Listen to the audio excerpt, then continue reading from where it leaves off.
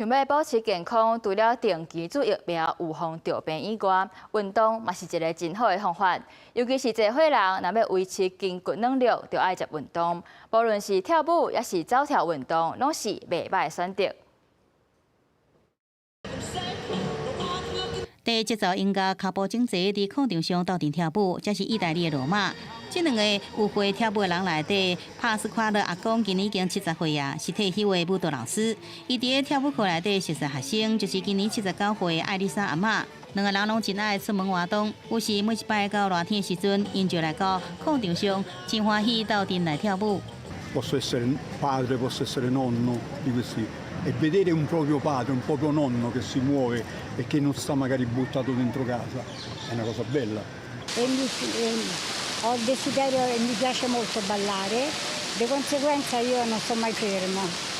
因為兩個人跳舞的目的真單純，只是享受跳舞，振動身體快樂。因跳舞的情形，互幾路人翕來，放佇網絡頂面，真儕人攏團在看。若有羅馬市長調工，老話甲因學老，也有電視台邀請因去上節目錄影。兩個人講，希望因的舞蹈會使鼓勵其他有會人有機會就站起來振動一下身體。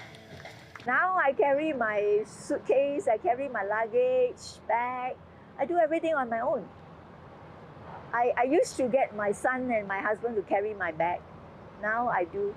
也佇新加坡，上款也有人推廣專屬老大人的跑酷運動。參加的人無需要佇大樓中間四界飛天遁地，100多公分的遊樂器材來練習就會使啊。有真儕參加的人攏講，身體機能有改善真多。不少研究攏講，有會人若是來跳舞，也是做跑酷這類活動筋骨的活動，唔但使預防筋脈流失，也會使刺激大腦，延慢失智。雖然真儕國家的平均年齡是繼續升懸，老大人會使參加的活動也愈來愈多咯。公視新聞由派順編譯。